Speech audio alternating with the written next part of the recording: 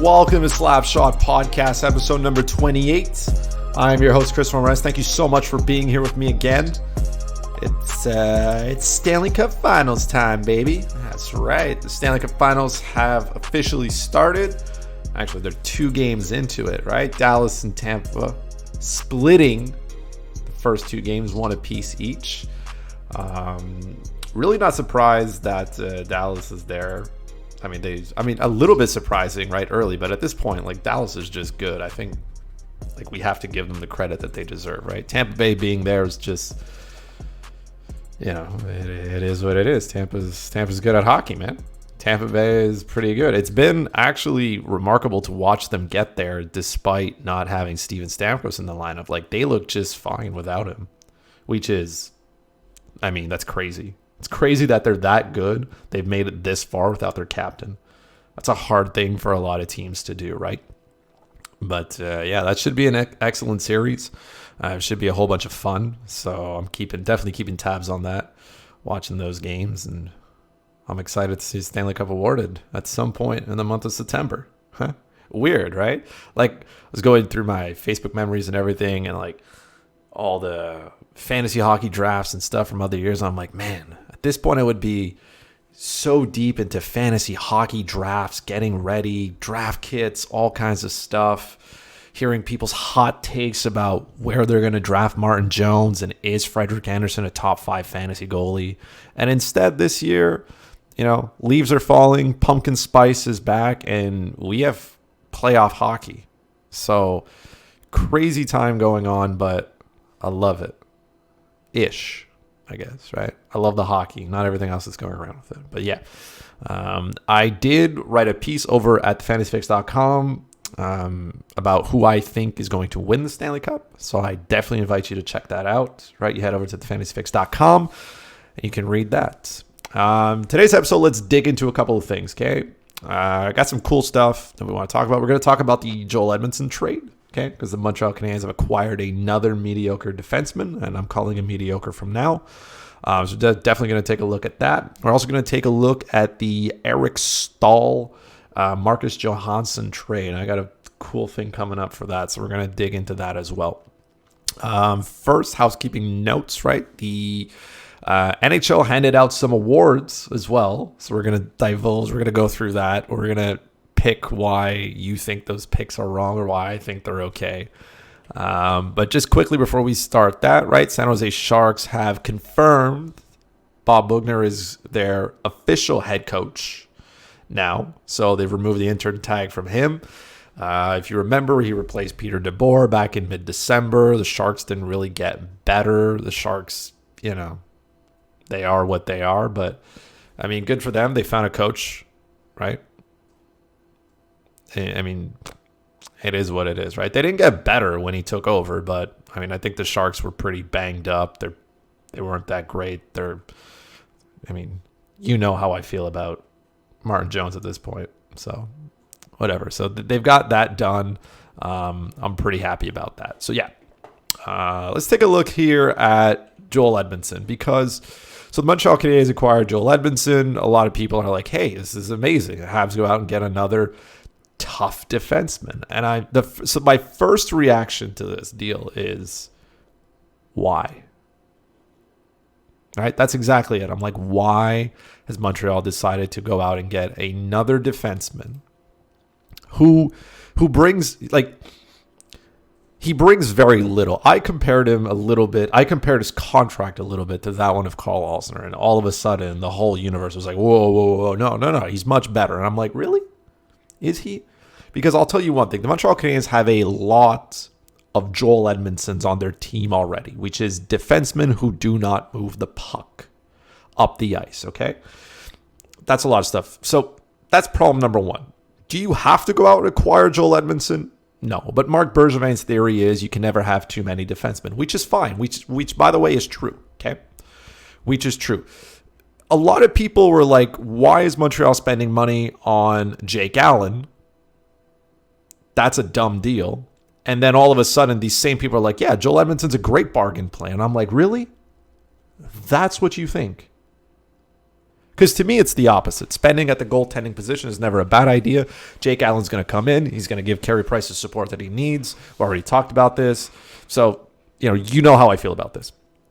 Joel Edmundson is going to bring very, very little to the Montreal Canadiens, if anything at all. If anything, this is a 4-year deal that's just not going to go well. Okay? He is a big-bodied defenseman, which is fine, right? But he is no different than Ben Sherratt. He's no different than Brett Kulak. He is an older version of Alex Romanov. Okay?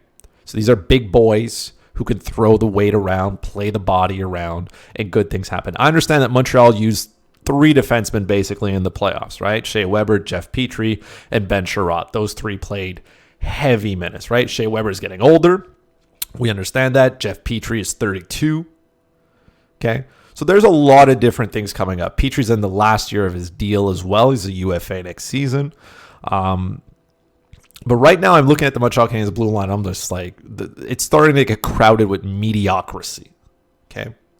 Because you still have Victor Mete that you got to give some money to. And I think Victor Mete's still growing into that position of being a good NHL defenseman. I still don't know what he's going to bring, but he's not going to hurt you. Right?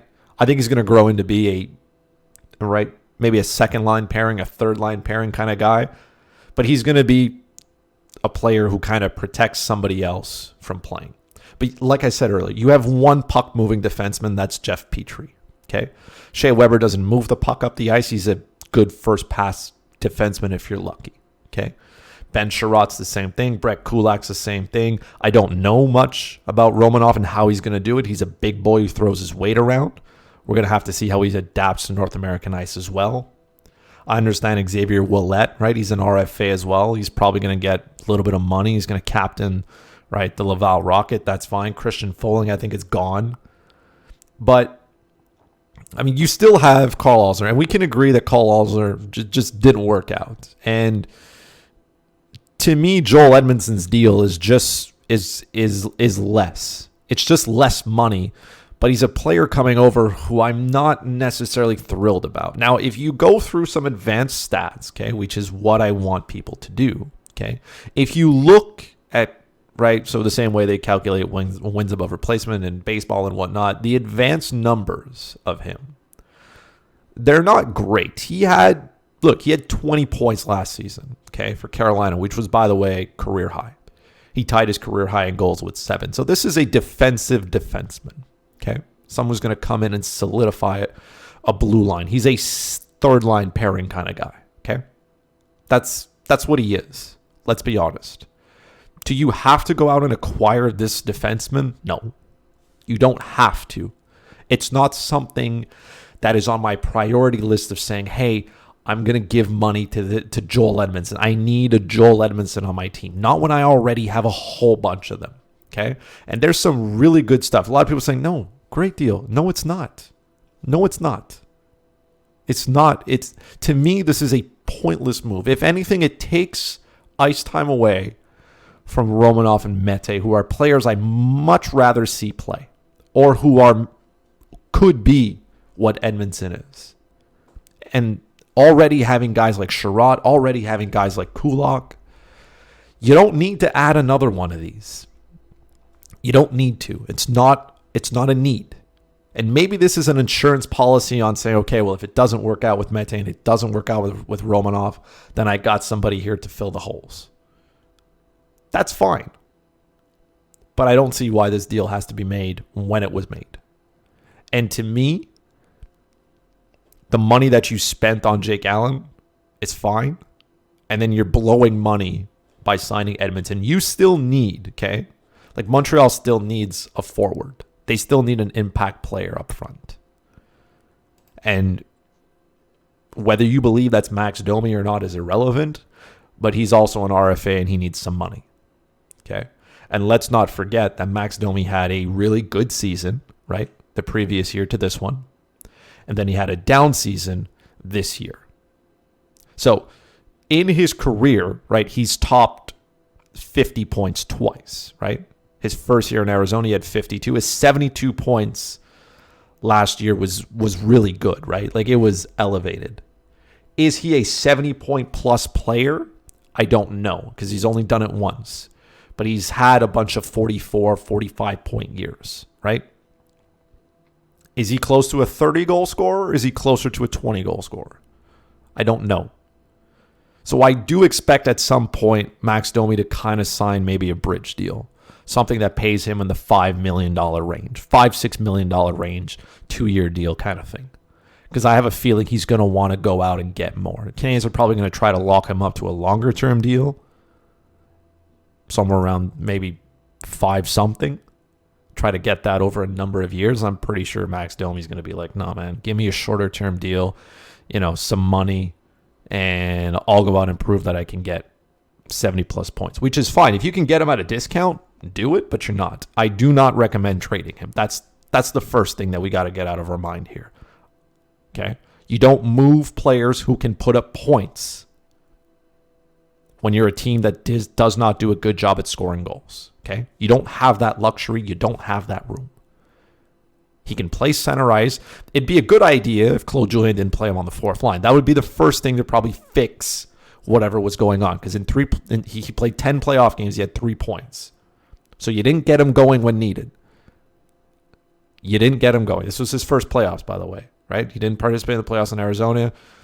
Came to the playoffs here. It didn't work out. So, but again, playing him on the fourth line is probably not the spot you want to put him.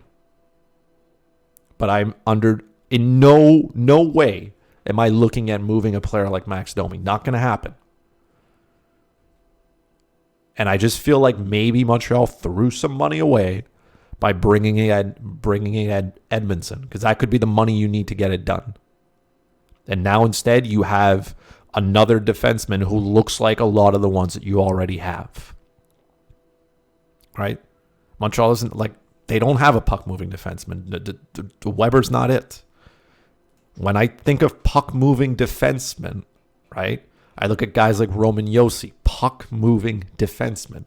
When Subban was in Montreal, puck-moving defenseman. Jeff Petrie is a puck-moving defenseman. You need these type of players to move the puck up the ice. It's not just a quick first pass up the boards. The winger gets it, chips it, you chase it, and go get it. No, you talk about a defenseman who can skate the puck up, get it past your own blue line, or maybe make a good first pass as he's moving up.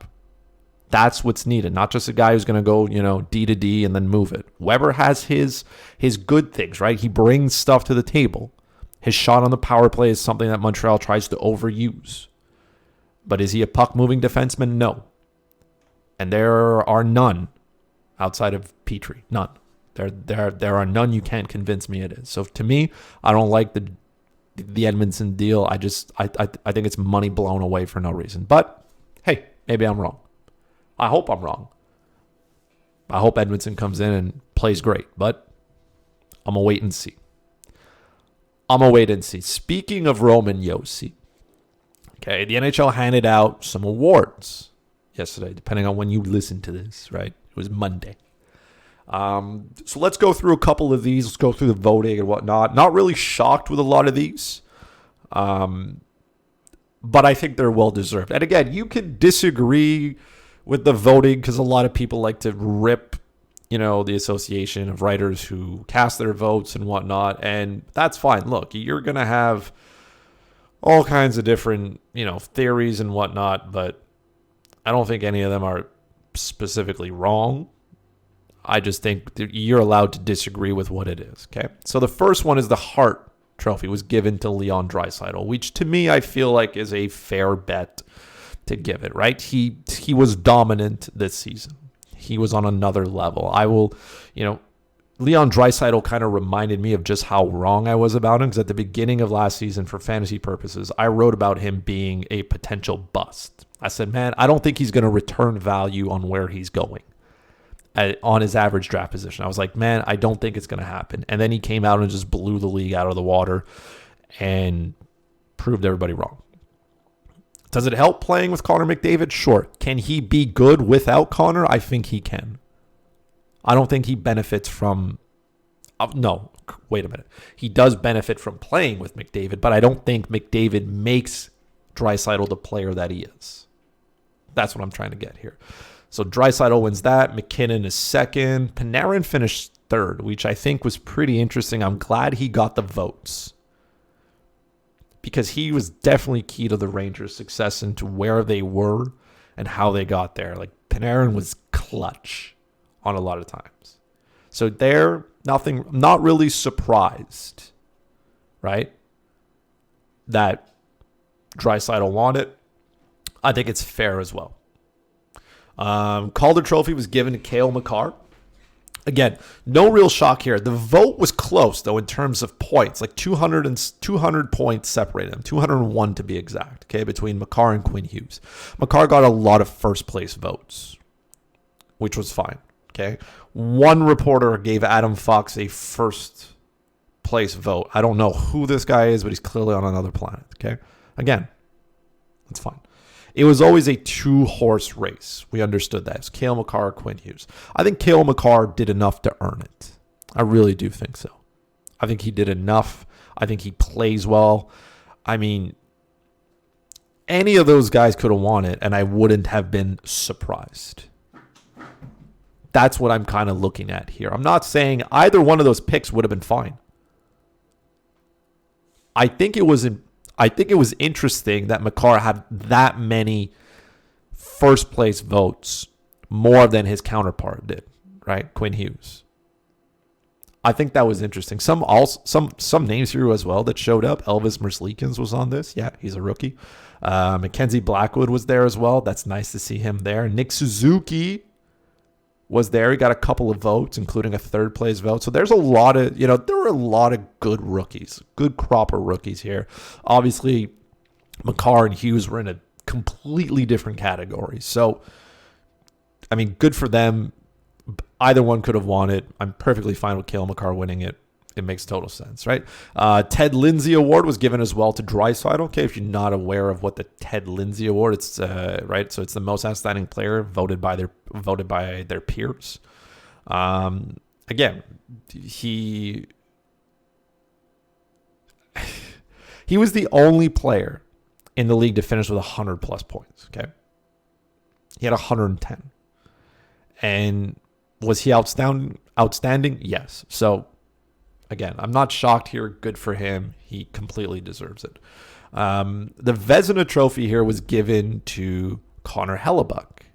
And this ruffled some feathers everywhere. And to me, he deserves to win it. Tuukka Rask, I understand the conversation as to why you may have wanted to give it to Tuukka Rask. But Connor Hellebuck fully deserves to win it. He was one of the best goalies in the league, okay? The Jets gave up the most high-danger scoring chances in the league. The most. Okay? Hellebuck was really good. Hellebuck was great. He played 58 games this season. Tuukka Rask played 41 for reference, okay? So that's a large gap in goals there. And I understand where people kind of get caught up here a little bit is they look at Connor Hellebuck's goals against average. And again, you got to go, you can't just focus on goals against average and save percentage. You got to go somewhere else with this. But anyways, that's, hockey fans and people look at those two stats, and that's how they pick winners. Wins, goals against average, save percentage. So I'm not going to argue that. Connor Hellebuck had a 257 goals against average, which, by the way, in this day and age, is about where most goalies are. He had a 922 save percentage. So that, to me, says you're stopping a lot of shots, but you're still giving up a fair amount of goals because your team isn't good defensively. You look at the Winnipeg Jets defense. If you can name all 6 defensemen who played, or any 6 regulars, okay? I know you can't unless you're a Jets fan. Even if you're a Jets fan, you probably couldn't. That blue line was beat up. You don't have Dustin Byfuglien. Josh Morrissey goes down to injury. They had a rotation of defensemen playing that I couldn't even keep up with. And he was able to do this, which is no surprise why they gave up the most high danger scoring chances, right? It makes sense. So you as a goalie had to face a crazy amount of shots that had a high chance of going in. And you still had a .922 save percentage and a .257 goals against average, right? Tuukka Rask played on a very good team. He did. And that's fine. He played on a good team. Things went well. I'm not surprised. Boston is a well-disciplined team. They're a well-disciplined team. They play well. There's nothing I'm really worried about here, right? I'm not worried about anything that happens to them. Boston is good. Their goaltending is good. It was a timeshare at best. That to me was enough to not give him the Vezina over Connor Hellebuck. Should he have been in the conversation, Tuukka Rask? Absolutely. He has the numbers to be there. He played well. Fine. Am I going to give him the award over him? No. Wasn't going to do that. So yeah, Connor Hellebuck, not a problem to me. Roman Josi won the Norris. I was shocked a little bit that they gave it to him. He deserves it. Okay. Fun fact as well, he's the first Swiss-born player to capture a major NHL award. Okay. Now, there was a chance, I think a lot of people thought maybe John Carlson would run away with this. And that's a fair assessment. Okay. Victor Hedman could have been another one. Those are, again, very fair assessments. I would have had no problem with John Carlson winning it. I do, that it was Roman Josi's award to win, and I'm happy that they gave it to him. Roman Josi is an elite NHL defenseman, and he does a lot of things right. A lot. Okay? If you look at it from a goal total and stuff like that, sure. Maybe he didn't hit the same totals that Carlson did, right? John Carlson was good. He was very, very good. He had all the numbers that you want a defenseman to have, right? He had more points. He just did a lot of things. He averaged over a point per game, which is definitely impressive. Now, a lot of times people think the Norris is just given to the defenseman with the most points, which is probably not the way we should be looking at that award. But anyways, that's a whole other conversation. Okay. Like I said, to me, it was Josi's award to win.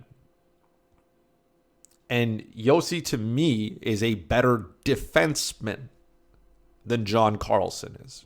Josi plays like Carlson's an offensive defenseman. Let's not get that confused. He's offense focused, and there's nothing wrong with that. But to me, the best defenseman, to me, has to be offensive and defensive. And Roman Josi gets that to me. Regardless if he has less points, doesn't matter. He had like 10 less. He was overall a better defenseman, right? Carlson was on a team that was very offensively friendly as well, right? Nashville was not.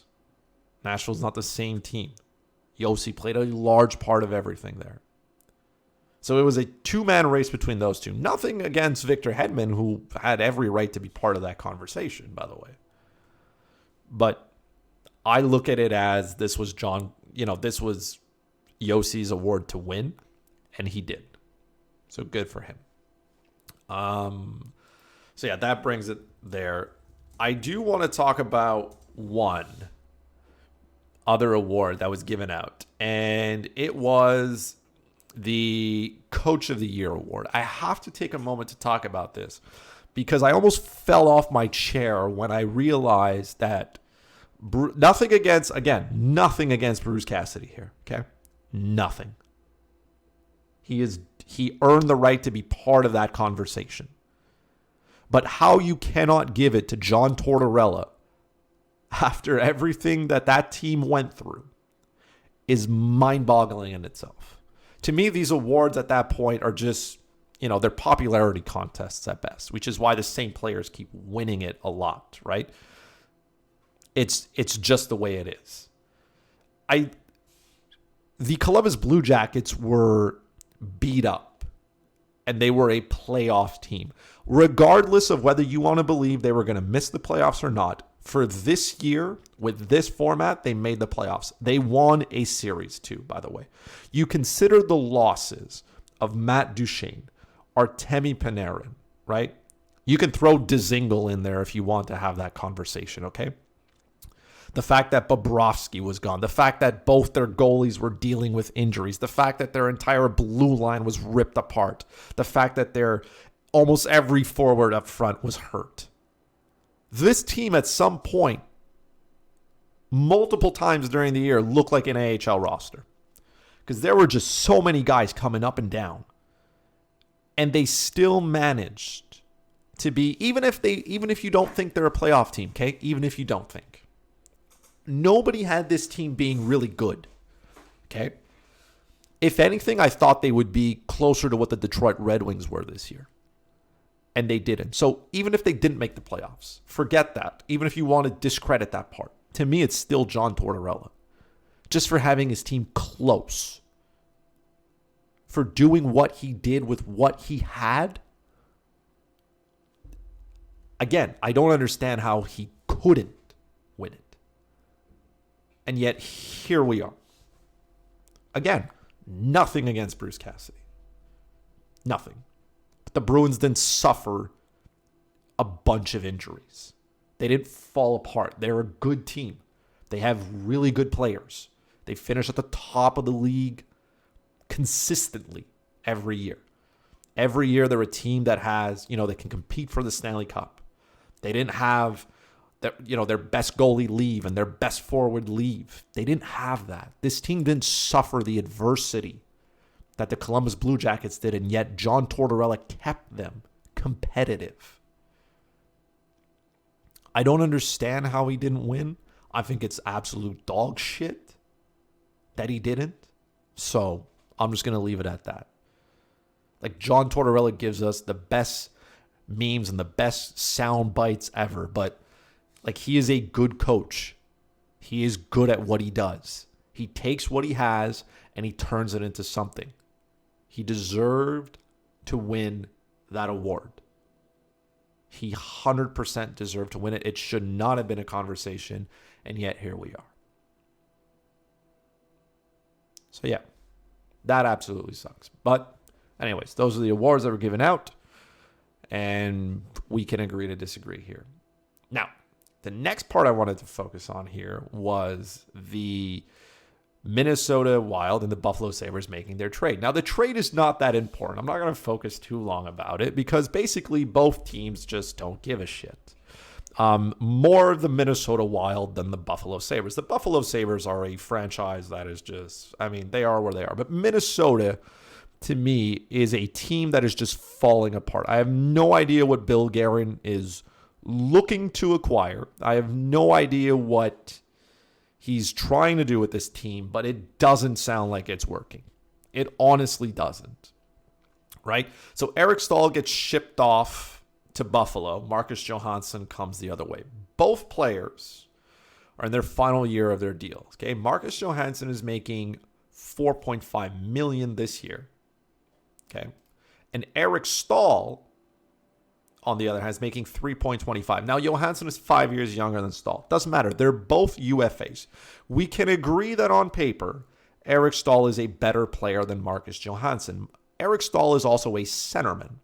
Marcus Johansson is a winger, okay? Now, Minnesota, maybe Bill Guerin was talking to Bergevin before he made this deal, and Bergevin said, no, it's not a problem.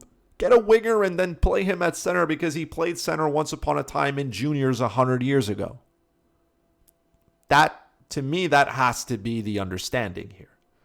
Okay? Because again, Marcus Johansson is a winger. Okay? He can play center. But remember when Jonathan Drouin could play center and then he tried to for a year and it was a disaster, and now we understand that he's a winger, but you still traded one of your better your defensive prospects for a player that didn't, fix a need that you had? Because Minnesota has no center options, by the way. I just want to point that out. Let's exclude Johansson from the center position. Here are your centermen, okay? Under contract. Under contract. You have Victor Rask, and we know how that went last season. It was not good, okay? Nick Bukestad, who just showed up, so he didn't even play for the team last year, okay? I'm not going to count Ryan Donato in this because he was in and out of the lineup, and he's a winger, okay? Joel Eriksson-Ek is a centerman, by the way, okay? So you have Rask, you have Bukestad, you have Eriksson-Ek. Those are your centermen, by the way, under contract. Mikko Koivu, okay, who Minnesota has come out and said we're not going to re-sign him. So he's going to be a UFA. Alex Galchenyuk is not a centerman. We understand this now. He is a UFA, okay? Nico Sturm is an RFA. He's probably going to get a contract, but again, we're not going to spend too much time here on that, on that kind of stuff because it doesn't matter. So you've brought in a player in Marcus Johansson to, I don't know, do what? And you've shipped out Eric Staal. I don't see why Minnesota needed to make this deal. I have no idea why. I don't understand why half these deals are made. I don't. Minnesota is spending their money, I don't know, differently, I guess. I have no problem with them giving money to Jonas Brodin. It's a long deal. It's a good amount of money. But hey, that's fine. But there's a lot of things here that are wrong when you're looking at their center crop of players and saying who the hell is going to play the center position for this team. Because they have nobody. I thought Montreal Canadiens had zero center depth, and then Minnesota showed up and said, hold my beer. They have nobody. And the Marcus Johansson at center experience is not going to go out. Like Victor Rask was a healthy scratch at times. So I don't know what's going to happen there. Nick Bukestad was hurt last season, so I don't know what's going to happen there either. Eriksson-Ek is a good player. Is he a top centerman? I don't think so. I really don't. And you got a whole bunch of other players who are just not going to show up. I thought it was really interesting that Minnesota didn't give Mikko Koivu a contract. Maybe they couldn't agree on money, right? Which is possible. But I feel like they could have gotten him at a fairly decent price to play that fourth line role, to continue to be the captain, to mentor some of these players. And instead they're going to say, hey, walk. And then, right, you have all these conversations happening that maybe Bill Guerin's going to trade Matt Dumba. And I'm sitting here going, okay, like, let's put the brakes on somewhere, okay? You trade Eric Staal because you want your team to get younger. Fine. You went out to get a player in Marcus Johansson, who's 29, who's going to turn 30. He's not necessarily young anymore, okay? He's 30. At 30, my apologies, you're starting to get old, okay? In the NHL universe, you're trending on the wrong side of 30, okay? On top of it, Johansson cost you more money. On the books, right? He cost you more. Minnesota has some cap space, so that's not a problem. But again, you went out and you acquired a player who, to me, is not on the same level as Eric Staal, doesn't fit a need that you have, and is more expensive, by the way. So that doesn't make sense. And then if you're thinking about trading Matt Dumba, I don't know what piece you're going to acquire. If it's not a centerman, a top centerman, which those are really hard to get, by the way, that would be interesting. Because again, Ryan Suter is starting to get old. Okay? Yes, you have Spurgeon. Yes, you have Brodin. But outside of that, I mean, you don't have very much on the blue line. Moving Matt Dumba would definitely be an error, but I really want to see what Bill Guerin's going to do here. I really want to see, because he still has his goaltending problem, by the way, which is that he's got two veteran goalies in Devin Dubnyk and Alex Stalock, who are not very good at playing the goaltending position anymore, right? Stalock's a backup goalie. You can kind of get away with it, but he played a lot of games because Devin Dubnyk was not good, who, by the way, is entering free agency next year. So Dubnyk's got 1 year left on his deal. Anyways, this team is not competing for anything. I thought it was absolutely tremendous. I couldn't believe that Minnesota thought, yeah, this is a good deal. I also couldn't believe that both players did not have their respective teams that they're on now on their no trade list. And this got me thinking. This is the fun segment we're going to have here. Okay? Because it was later reported that Eric Staal didn't even put any thought into his no-trade list that he submitted to Minnesota. He just said, hey, use the one as last year. Right? That's what they said.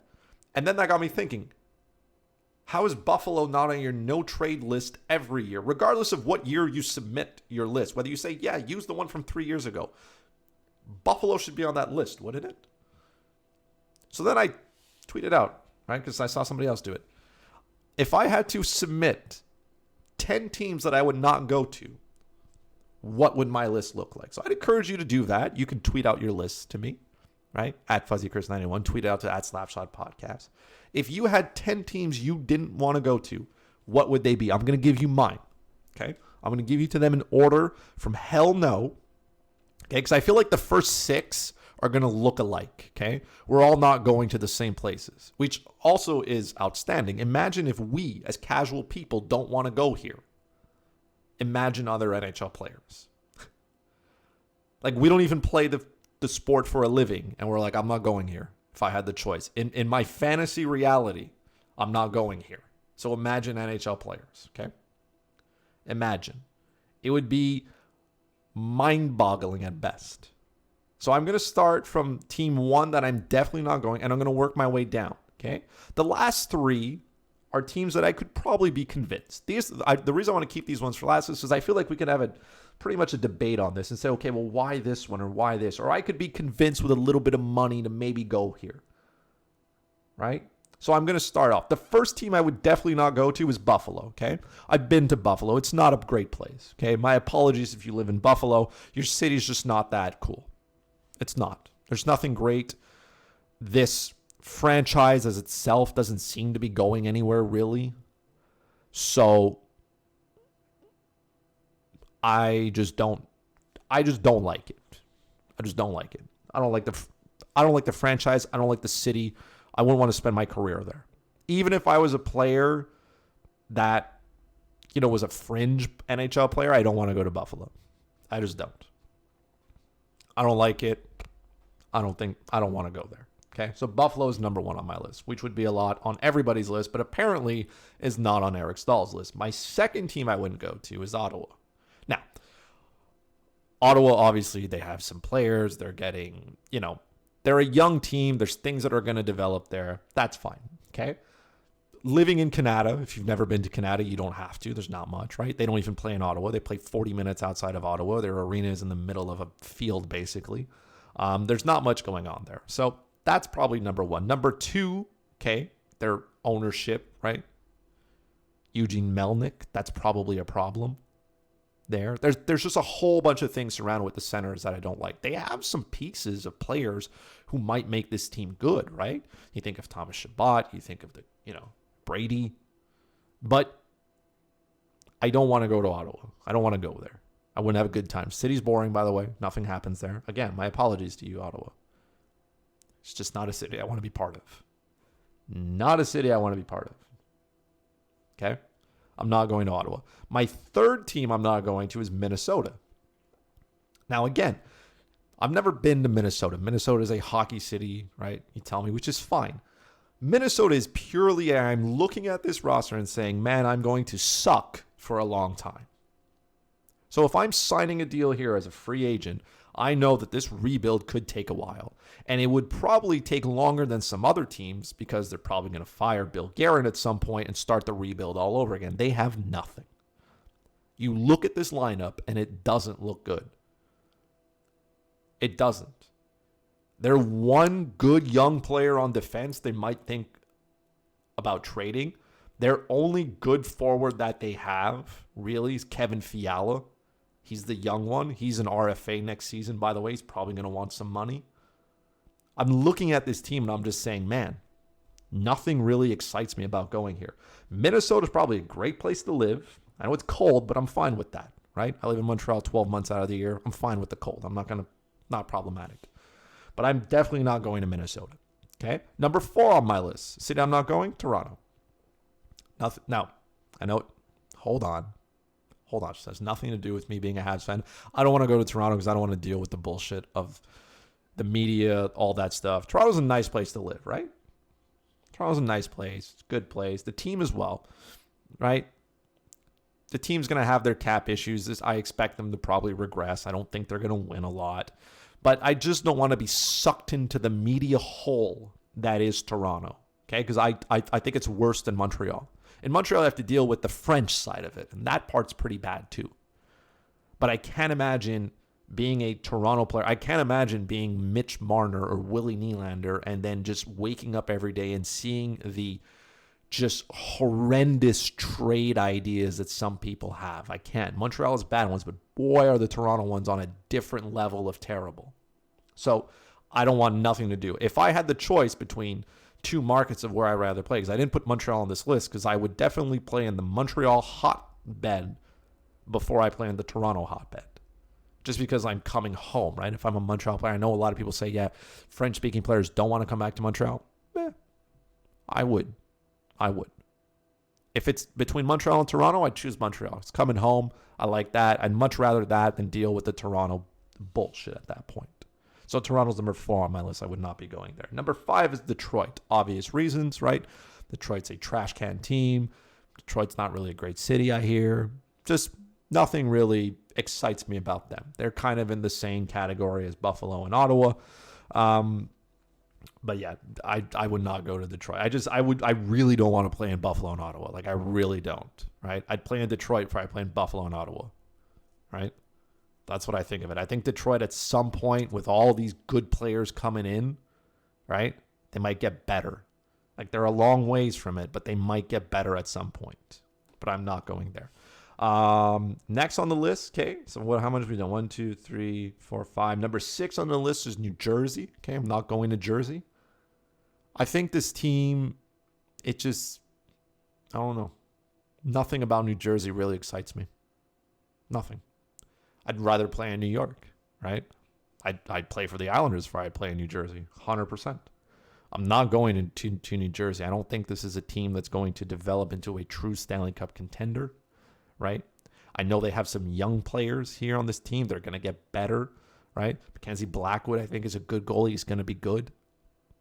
But I still think they have a lot of growing pains. I really do think New Jersey could end up being like an Edmonton, where they just struggle. And Edmonton has 2 elite players, and they struggle. I think New Jersey doesn't have the same elite players, obviously, right? Nico Hischier and, Jack Hughes, just maybe they're still growing into it, which is fine, right? You can't expect every first overall pick to be a 100-plus point player in the NHL, right? But I don't want to go to New Jersey kind of thing. I'd much rather not, okay? Number 7 on the list is Arizona. Now, Arizona is they're a decent team. But man, this team is going to cut payroll. And they are not going to be a team that's going to be aggressive. You go to Arizona, right, and you stay in Arizona because you're a lot like Shane Doan. You just like living in Arizona, okay? Now, if I had to go today, right, Bill Armstrong, new GM, like, he's been instructed that he's got to shed some salary, which is fine. They have $1 million left in cap space, 1.1 to be exact. They have no pick in the first, second, and third round this year. Okay, they have no first-round pick next year. Remember the penalties that they're paying. They have no third-round pick. This is a team that just doesn't really look good. There's nothing about this team that I'm excited about. I think they're not great, and I think it's going to get worse for them.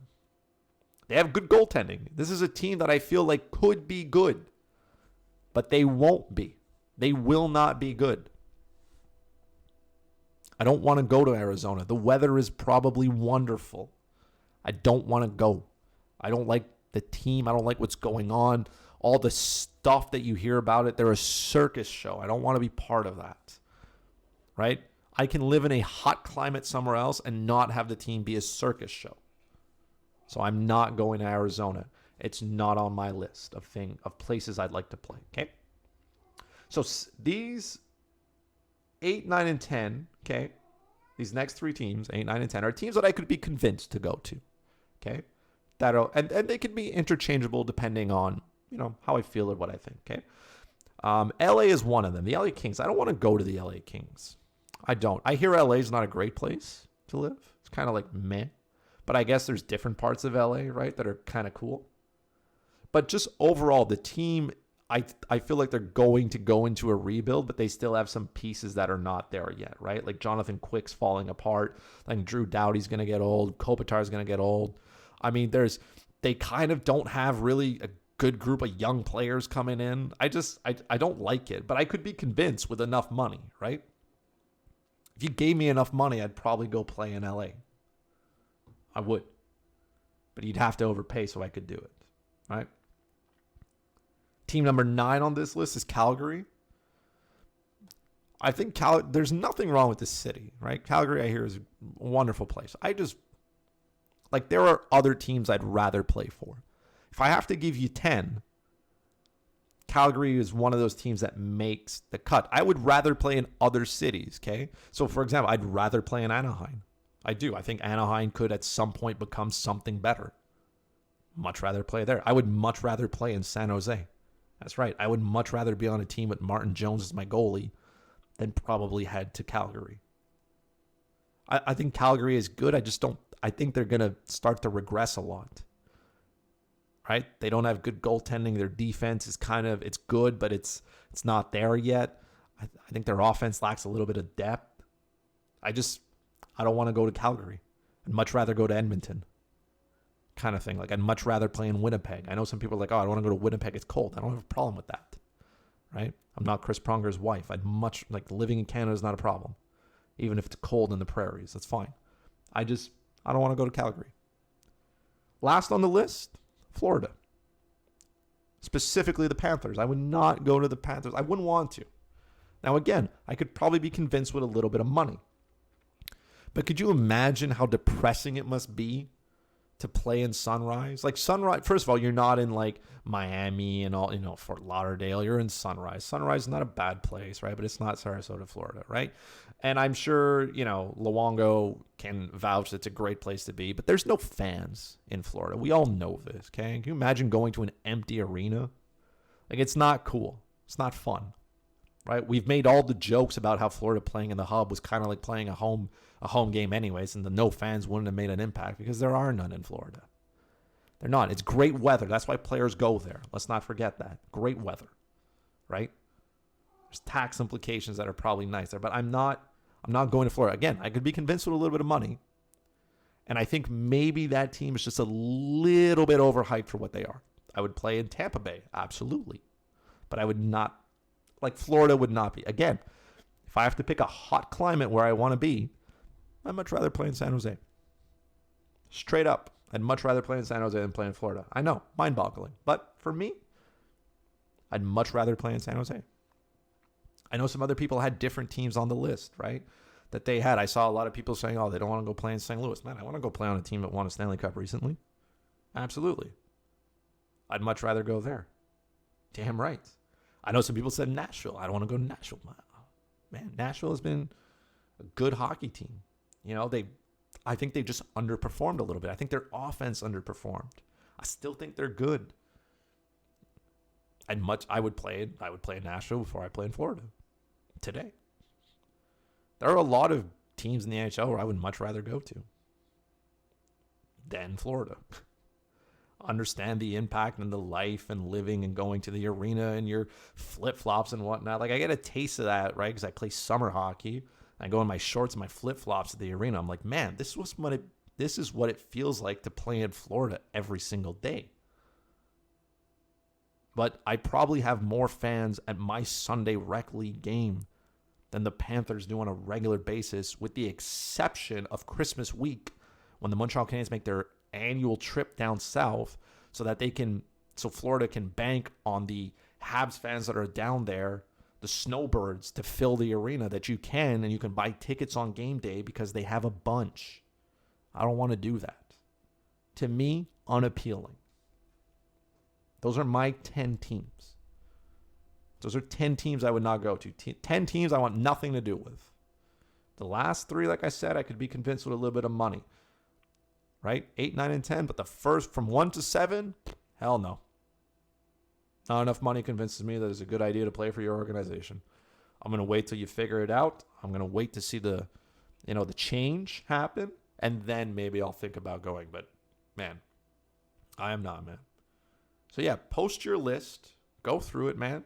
Tag at Slapshot Podcast on Twitter. Let me know what your list would be. 10 teams. If your agent said, hey, man, you need to submit a list of 10 teams you're not willing to go to. Regardless of what team you're on now. Don't even worry about what team you're on now. Or let's say you're a free agent. Okay? You're a free agent. You have to meet with a whole bunch of teams.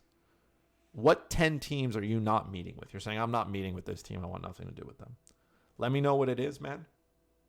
Tweet it out to me. I said at FuzzyChris91, at Slapshot Podcast. While I'm doing the tour, man, make sure you follow me on Twitter. Follow the podcast as well.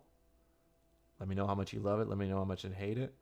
I want to say as well, much love to everybody, man. I got a whole bunch of positivity from last episode that I did.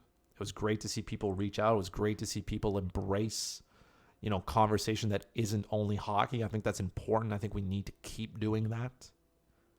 It's important to have conversations about different things in life. So again, thank you to everybody who reached out and said they enjoyed it. Really makes me happy. So yeah, that does a tour of the podcast today. Thank you so much for listening. I know I can't get to it on a regular basis. I'd like to, have more episodes up, but time in life kind of restricts me from being able to do these. I'd like to be doing them at least once a week, but it's a little bit harder right now. But much love, like I said, to everybody who listens. Thank you so much again for being here with me today. And we definitely will come back soon, man. In the meantime, as always, okay, more importantly than ever, stay safe, wash your hands, wear your mask, okay? We'll talk to each other soon again. Bye-bye.